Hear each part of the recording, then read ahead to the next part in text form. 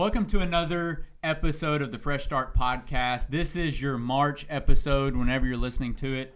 I think this is episode 7. So if this is your first time with us, welcome to the Fresh Start community. If you haven't listened to any other months, make sure to go back. We've had some good content we've put out. The whole purpose of this podcast is to be able to equip specifically students, but also their parents, anybody who's in student culture, on just topics that students are going through, encouragement for students, and really how we can reach students with the gospel. And so, that's so good. This month we have 2 student ministry legends. We have the guy who put stud in student ministry, Caleb Jones, and Will, the real deal, Roberts. Wow, that's amazing. How long did it take you to think of that? Right on the spot. So, that's so good. We got them. They're with String to Stand. They're here with us this weekend for our D Now String to Stand tour weekend. So, guys, great. Welcome.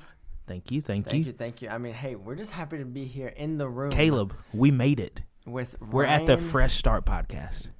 I feel like we've officially arrived now. Ah, gosh. I got to call my mom. Tell them I'm a famous person. No, we're so thankful to be here. We love y'all. We love First Baptist Lexington. We love Brother Clay. It's just an incredible church, an incredible community. And so it's always a pleasure to be up here. Mm-hmm. So we'll start out with maybe some introductions for those who might not know who you are, or maybe they know who you are, but they have no idea what you actually do. And so, String to Stand is a lot more than a conference in January or even a tour in February. So if y'all want to give just a little insight to our listeners, who you are and what you do. Yeah, go ahead, Will. Okay. Well, my name's Will. I get to serve at the String to Stand team, on the String to Stand team as a special projects coordinator. And that role kind of encompasses a lot of different things. It's kind of just made up by Taylor, who's on our team. But I get to serve helping out with conference, with tour, with camp, with Pathfinders, and really just learning, getting my feet wet. I've been here for almost 2 years. It'll be 2 years in June. And so this is actually my second tour here at FBC Lexington, but I feel like family, so thank you guys for that. And so, so I'm really excited to be here. That's awesome. And I am Caleb Jones. I've been with Strength to Stand now by the time you're watching this in March, it'll be 3 years full time. And then I started as an intern though a little over 4 years ago, and I am a student evangelism associate, which is a fancy term, which means that I preach at some of our events, I MC our events, I work with students and student pastors alike. Harrison and I get to make some fun rules videos. If you've ever come to conference, you've seen some rules videos, and just get to hang out with student pastors and be part of our creative team as well. So it's a blast. It's an honor to work for Scott and work with him and the whole team. We just love being able to put on events like conference and come do things like tour and partner with amazing people like the people at First Baptist Lexington. Absolutely. So you all travel all over the country and work with churches and student ministries and different things. And so it can be easy for us, especially in Lexington or anybody who has a viewership with us, to kind of just get in our mindset or our bubble of what goes on in a student's life. Mm-hmm. And so what do you see as kind of maybe a common theme or whatever that students are struggling with or students are going through right now in student culture in churches that you go to? I think that first off, that's an incredible question, and that students and parents can just learn so much from understanding what students are going through. I think that right now, coming out of 2020, going into 2021, there is a lot of people who are hoping that time would just kind of heal things and change things. But we're learning as the calendar went from 2020 to 2021 that time doesn't really do a whole lot except change the day on the calendar. That's good. But I think I say that to say I think a lot of students right now, they're struggling with a bunch of things across the board. I could sit here and say that depression is up, anxiety is up, suicide rates are up, but we know those things. I think that a lot of what's going on right now is that we've been looking for things other than Jesus to heal us, and then we've also been distracted by what's going on in the world. There was so much isolation the last year and a half, and it's crazy that we were saying there's been so much isolation the past few months. There's been so much isolation the past year, and now we're over a year that's been the case. And I think that the biggest thing is we have taken our eyes off of the main thing, and we've started looking to the world. We've started looking to our friends. We've started looking to the news, the whatever it is, insert whatever, and that is what students are struggling with right now. And if they would get back to focusing on Jesus, it'll help so much. Mm-hmm. Yeah, no, I love what you said in that. You said they're distracted, and I think a good portion of students, and really just a good portion of not just America, but I think the evangelical church, they're also struggling with, they don't know what's ahead. Like the reason they're so distracted is because you can't tell what's going to happen next week, let alone next month or next year. And so with students, that's a very difficult place to be, because you have people planning for college, you have people planning that are going to be going to high school, that are going to be starting careers, and maybe starting their first job at 14, 15, 16 years old. And if you don't have a plan, if you don't have something that is pointing you and guiding you, and I think we in the world are like, well, like that's a career, that's a focus on where you want to be at. But as Christians, that's Christ. That's the person who points us. That's our guide. That's where we look to. Yeah. And so you just have a bunch of distraction. But from that distraction, you get students and you get evangelical Christians. And then, of course, in the world, it's just a given. But you get people that are walking, but they have no idea where they're going. Yeah. They're just kind of just like figuring it out. And I was, there myself for a little bit. So I would say that's definitely something that we encounter. So you have, obviously a lot of issues that students are facing, be it having their priorities in the wrong places, turning to the wrong things, or just a lot of stresses of life, like you mentioned, a lot of transition, a lot of new. So what do you think are some maybe practical ways that parents can help their students and be guided through those circumstances in life that you have both talked about? I would say, at least for me, I didn't grow up in a very like traditional Christian household in terms of like, I wouldn't, I was in church every Sunday, but we were more church Christians and actual like faithful Christians in terms of what I would look at today as like a faithful Christian. And so one thing I would say though, is that even though I wasn't, doing everything in the church and at every single Wednesday night and doing the youth group and doing the youth choir and all that kind of stuff, the fact that when I did get to a place in my life where I was like, something has to change, I could look back now and be like, man, like I could see where God steered and pointed me and directed me. And so like, if you're a parent and maybe you feel like, I don't know what I'm doing, I don't know exactly how to like, with all the different things in the world today, keep them in some type of community that's godly.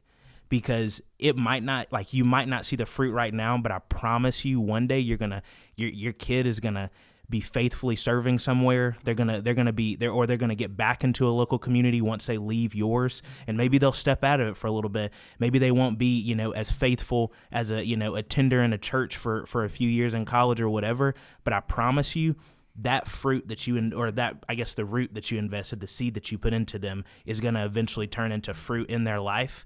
And I fundamentally believe that God will honor parents that do that, that keep their kids invested in that kind of godly community. Caleb? Yeah, I think also just the more resources that you have, the better. I just think now that my wife has come on staff at a student ministry as well at our church back home, just their student ministry working with parents, the biggest question they have is, I want to invest in my student, I want to be there for them, but where can I go? So the more resources you can find, and if you're listening to this podcast, this is a resource for you. Or if you're listening to this and you're like, I would use this as a resource, but I want more, I know that Ryan and Alex would be more than happy to get with you and give you resources, show you places that you can go to understand your student's generation, to understand the culture that your student is walking through in school. And those are just things. I think understand the generation, understand what feeds them, understand what they're looking to, and understand just what they're walking through so that when a problem comes up, you aren't caught off guard. I know the world is changing really fast right now, so that's a lot easier said than done. But just also don't give up. You're doing so great. If you are a parent who has a desire to invest in your student, you are so much farther ahead than so many people. So don't give up. Don't feel discouraged. Just keep going, because the Lord will honor that. Yeah, I think, that's so true. And a lot of times we want to put our head in the sand and think, well, it's not as bad as people make it out to be, or my student would never do that, or their friends aren't into that. And the truth is, with technology in the world at our fingertips, the world at your students' fingertips, they're being exposed to things at such a rapid pace. They say that the average second or third grader is being exposed to probably what their parents were exposed to in college, just because of the social media aspect or the technology aspect, the idea that they can pull anything up on YouTube. And so they're being exposed to a world of sin that at a very young age they're trying to figure out, what do I do with this? And I think it's really desensitized students to sin because they've had it in their life so long they don't even realize how bad it is for them. And if parents aren't invested, if they just give them a tablet or a phone and then that's what raises them, then they don't know how to work through it. But I think as a parent, you can also, I think a lot of times, at least for me, is coming from a household that was, I guess, kind of sheltered. And I was just talking to my mom about this the other day. That was kind of sheltered in terms of what I was exposed to as a kid. When I actually got out into the world on my own and I was enlightened to all of these things, I mean, it was like the devil's playground. It was like, oh my gosh, all of this was out here. I had no idea. And so I think parents, we of course hate that your kids are being exposed to this type of sin, but they can look at it as like, man, now I can have these conversations with my middle schooler and my high schooler, and we can have these conversations now. So later on, when they have to when I'm not there to make the decision for them, they know this is the way that we as faithful Christians lead. This is the way that if you call yourself a Christ follower, these are the decisions that we make. And so you just get to a place where you can have those conversations much earlier.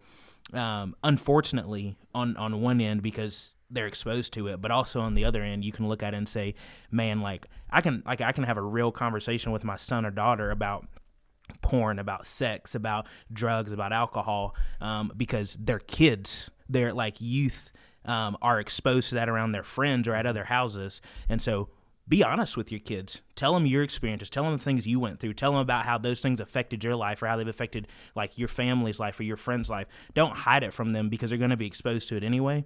And so if you step out there and you have a conversation with them within reason, I'm not saying go out here and do crazy stuff, but be honest with them, but also look at it as an opportunity to say, man, I can point my kid in the right direction.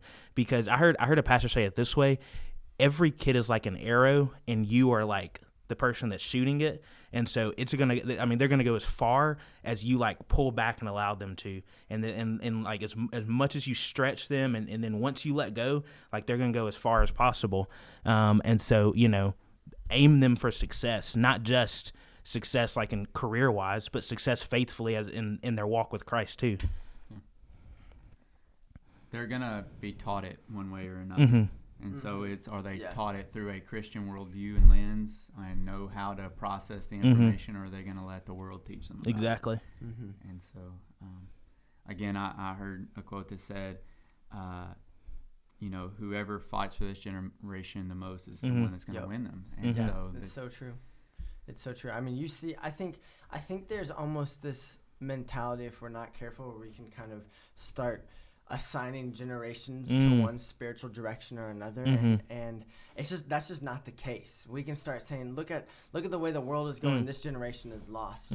But you could also say, look at the way the world's going, this is the generation the Lord can use to turn people back to Christ, to turn communities back to Christ. And so honestly, our heart for Strength to Stand, and I know y'all's heart as student pastors, is that that people would stop just declaring that this generation is already lost, and we would start saying, no, this is a generation who they've gone through more and as a 6th, 7th, 8th grader than probably I have gone through at the age of 25, because I'm going through these same things that they're going through as an 8th grader, and that can be detrimental, or you can look at it as the Lord developing them to be leaders that take their families towards Christ, take their communities towards Christ, take America towards Christ, and take the world towards Christ. And that's good. What we're hoping for. Yeah, that's good. So tell us a little bit about how God called you to serve in a ministry like Strength to Stand. I know that you were journalism, right? And you're poli-sci, and so neither one of So those. just naturally Yes, we- naturally, yeah, you know. Neither one of those in my mind, I wouldn't say this plus this equals ministry at Strength to Right. Stand, or maybe that's the perfect equation. But how did you fall into a ministry like Strength to Stand, and how has God called you and kind of burdened your heart for that? Mm-hmm. Yeah, well, I guess I've been here longer, so I'll answer first. Go ahead. I knew going into Stanford that I wanted to be a part of a ministry. Funny story. I actually never knew that Scott Dawson and Strength to Stand was one thing, but I grew up in high school. My family went to this event in Atlanta called Atlanta Fest, and Scott Dawson put it on with his team, and so I grew up going to those events.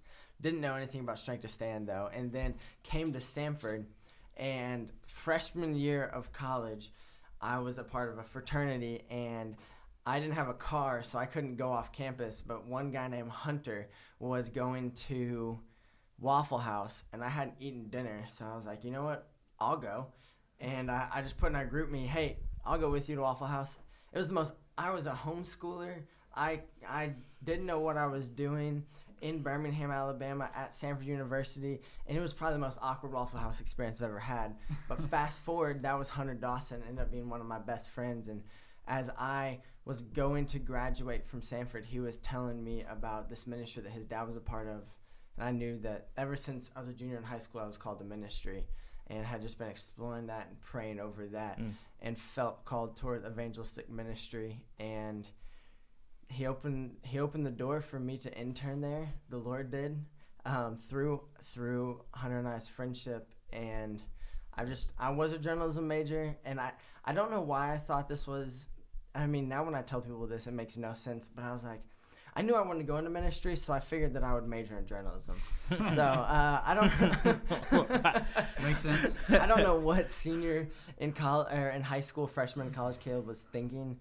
Maybe I just saw that there was no finals in the journalism major, but that's how I ended up being here, and I've loved every minute of it. Or any advisor you ever talked to about, like, what do you want to do? And you're like, ministry. And they're like, yeah, journalism's great for you. Like, the journalism quota was so low at Stanford. They're like, you would fit perfect. You're right. There's not many people who are signing up for journalism or something.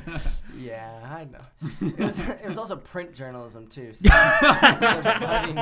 so if you guys need any newspaper editorials done or anything like that, I'm your guy. He's got the formatting down. He knows right. the book back and forth. That's right. AP style.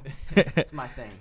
He always can. I always send him proofreads or anything that we're about to send out. But like, hey, just go in and fix all these comma splices that I'm messing up in here, because I know you know. See, God was preparing you for that. Yeah, and what I do is I open the email and I say, yeah, it looks good. And Never read it. It definitely wasn't the most awkward Waffle House experience. I've been to Waffle House with you, so Okay. I don't know what Hunter. Nah. So I actually, like you said, I currently am a poli-sci major, about to graduate from the University of Alabama online. I went to lived in Tuscaloosa in God's country for 4 years. Grew up in Knoxville. How does that happen? But God called me to the promised land, and I though didn't I know you- wandered for 18 years, man, I felt home as soon as I stepped on the streets of Tuscaloosa. We just lost half our viewership. It was only Rightfully 2. so. But yeah, so I had been involved in politics, like very, like, you know, I think you've seen some of the stuff that I've done. Like, you sent me a video once, and I was like, yeah, that was a different life, that was a different Will. So that was Ben Shapiro. Okay. Ben Shapiro. He was holding the mic for the questions. Will's famous. Just look him up yes, online. 100%. Viral, Please like don't. 10 million views. Please do not look like, me up online. The header was like, Ben Shapiro owns this college kid. And I'm like, wait, that's Will. He's just holding the microphone for this guy getting owned by Ben Shapiro. But I was waist deep in politics. I mean, just that's how I met Scott. Waist deep, yeah. think you were deeper than that. I was, Neck deep. I was probably neck deep. I was like, I was very much so on a path towards, and I'll say this now because I used to not say it, but I was on a path towards the presidency. I'm telling y'all this right now. 100%, your boy was going to be president of the United States, and God fortunately saved America from that, because I would have, but no, so I met Scott when he ran for governor of Alabama, of course, and worked for him. And then through just like a series of events, things just not working out, some things not panning out. I had to drop out of school one semester because I had to have a surgery, and they said it was going to take 6 to 8 weeks to recover, so it was going to be too long for me to be out of classes.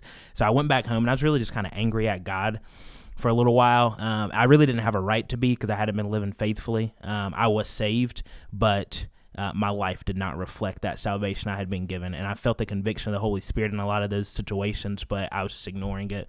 And so I went back home, and I was at home one day just trying to figure out what's next, like what's my next move, like what do I need to do, and I was like, I'll ask Scott if I can come work for him for the summer, and then I was like, and then that'll give me money, and I was like, and then I can find out what I really am going to go do after that. And so I texted him, and he said, yeah.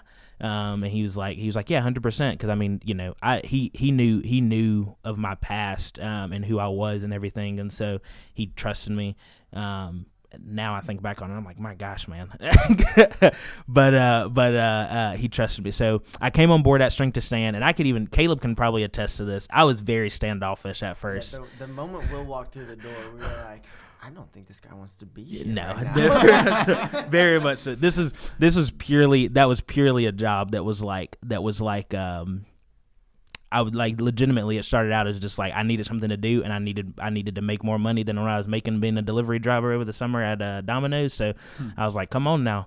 So this man wore khakis every day at summer camp. That doesn't tell you someone. He was like, I'm not sure if this is for me. I don't know what else does. And so, you know, I'm there, and I'm like, and I could really feel God start to tug at my heart, and it didn't start with a pull to ministry. I'd always been around ministry. My dad's a pastor. It started honestly with just seeing like the faithfulness of the staff there, the faithfulness of the team there, and I could tell that something was different in their lives. That was just like not in like I was like, okay, we're all saved around this table, but I was like, but there's like a different, like they serve with joy, like the way that Caleb and Taylor would talk about their wives and their families, and the way that they loved them and the way that they, you know, loved what they did. I was like, there's something just very different about this.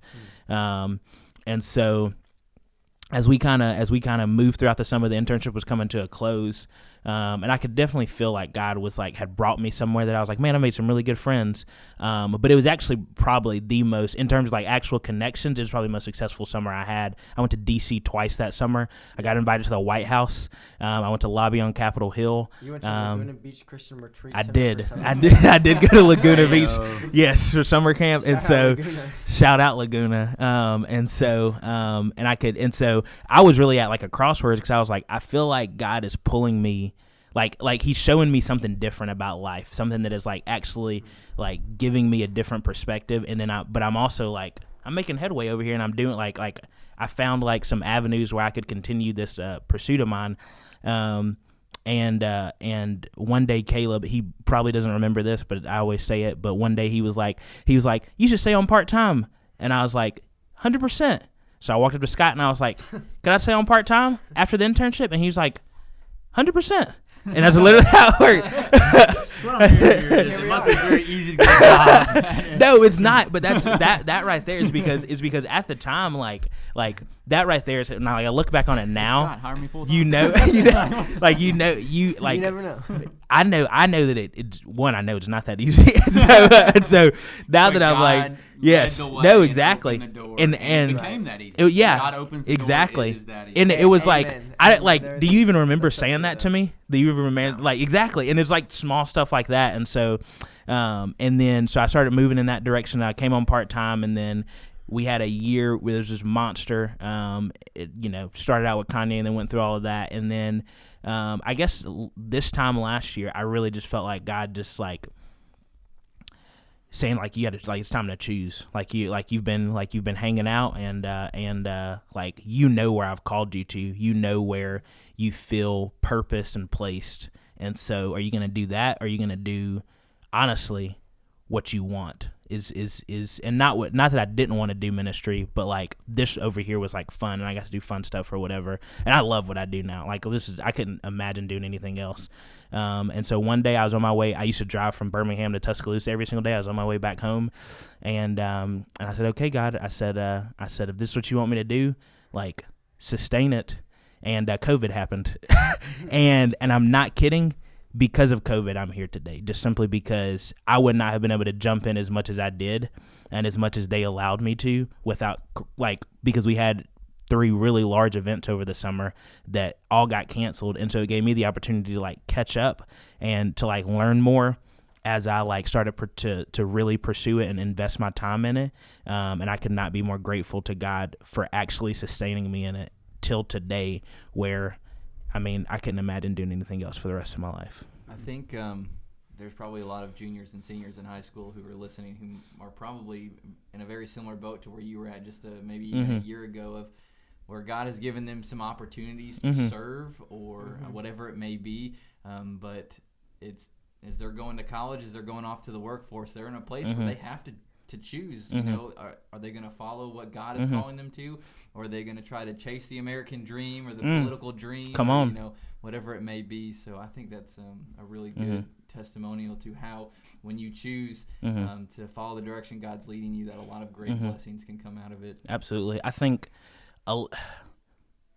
if I could just on that, the thing that drew me to Strength to Stand was not the job. It wasn't what we did. It wasn't the pay. It wasn't anything. It was the people there. And that's what I meant earlier when I was talking about godly community. I can't speak high enough about the people at Strength to Stand and the way that they truly do invest in their personal relationship with Christ, and they are faithful Christians. I like you will never, an event might go bad, somebody might preach badly, something might happen in terms of in a career wise, these guys love Jesus and they love their families and they love what they do. So when it's the common theme, and for those who are maybe juniors or seniors or in 8th grade trying to figure out what life has in store for them, while you're waiting for maybe God to open that door, put good people around you. Because you were going into journalism, even though you felt called to ministry, and you put good people like Hunter Dawson around you, and you were going into, but you put good people around you. And sadly, a lot of times we don't do that. In the off season, we, instead of preparing for the next season, we lay down. Come on. And we're not putting ourselves in a place to where the door could open for these opportunities, because instead of prepping for the next season, we just kind of try to take a season off. And so, all right. So as we put a close to the podcast and to the thing, what's just one final thing you want to say to parents or students as we sign off? Yeah, I think there's just one thing that I've been hearing more recently that I would just encourage you, that the Lord is greater. I've been hearing a lot of people just talk about, we're talking about change, but change really isn't going to happen. Things are getting worse. And I've just heard a lot of discouragement about the world, and I think we're starting to put that on students. Don't do that to them. I know it's not on purpose most of the time. Most of the time we're just talking about things, and we're like, man, looks like the world's getting worse. Feel bad for the next generation. Let's try to when I was a freshman in college, one of my mentors said, hey, what I want you to do from here on the rest of your life is, it's really easy to rag on the church. Let's be church builders. And I want to say it's really easy to rag on the next generation, but let's be next generation builders and equippers, because the Lord wants to use them, and the Holy Spirit can move and do great things in their lives. That's so good. Going off that, I would say one thing I don't want to tell students is you are, this is a very cliche saying, but you are here for a purpose, and there's a specific call on your life. It doesn't mean a call of everyone is called to ministry that is a Christ follower. If you believe, if you have been saved, if you have put your trust in Jesus, you can be a carpenter, you can be an electrician, you can be a student pastor, you can work for an evangelistic ministry, you can work at McDonald's, but you are called to spread the good news of Christ. And so, man, find that purpose no matter what your career field may be. Find that purpose and lean into that, and allow the Holy Spirit to guide you, because I promise that He will open doors that allow you to be that minister in your everyday life. He will show you and give you the words to say in those moments, and He will absolutely, no doubt, give you every bit of boldness that you need to step out on faith and to really be the Christian that God's called you to be, and really to modeled after His Son. And so I would just say, whatever you do, no matter what it is, that's what it is. Yeah, awesome. That's good. Well, Caleb, Will, thank you for joining us. Thank you, guys. For this week, We loved it. this month's podcast. Those who are listening, part of this was I did want to get, some other people's advice and you be able to hear from Caleb and Will, but I also wanted to just give you the opportunity to kind of see behind the veil. You could probably hear in the back of this podcast that we're getting ready for tour. We're getting ready for D Now. But behind a name or behind an organization are a bunch of men and women who love Jesus, who love students. And we get to see that on our side of it, but you don't always get to see that. So I wanted to be able to introduce you to Caleb and Will and let you actually be able to meet them more than just a quick, hey, how's it going at conference or D Now. Thanks again for joining us for another month. We'll be putting the full thing out on YouTube and on the podcast platforms, but also make sure to follow us on social media because we break this up into weekly clips, and so we'll put that out as well. We hope that you have a good month and a fresh start. If last month wasn't great, let's start this month off better. We'll see you next time.